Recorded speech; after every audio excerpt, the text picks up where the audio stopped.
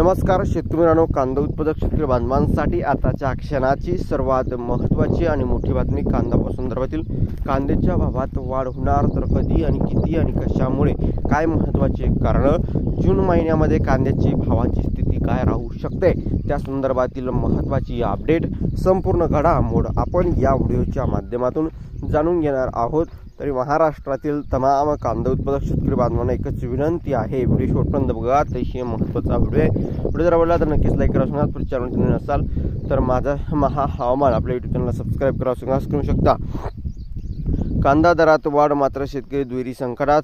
गेल्या आठवड्याभरात कांद्याच्या दरात मोठी सुधारणा दिसून आली आहे, मात्र कांदा उत्पादक शेतकऱ्यांना पावसामुळे दुहेरी अडचणीला सामोरे जावे लागत आहे।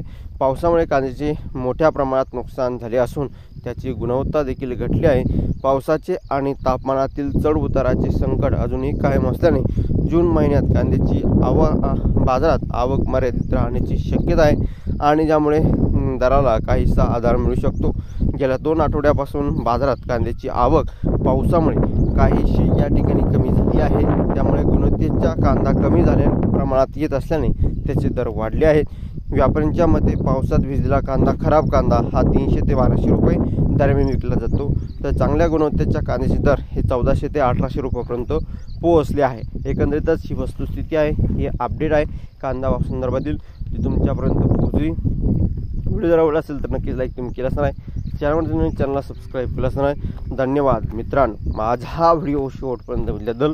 व्हिडिओ अशा माहितीपूर्ण कांदा बाजाराचे अपडेट्स तोपर्यंत इथेच थांबतो आहे। जय महाराष्ट्र, जय शिवराय।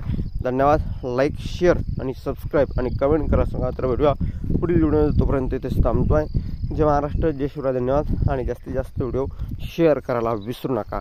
तर धन्यवाद, भेटूया पुढील व्हिडिओ, तोपर्यंत जय महाराष्ट्र, जय शिवराय। धन्यवाद। लाईक, शेअर आणि सबस्क्राईब करून तर भेटूया पुढील व्हिडिओ, जय महाराष्ट्र।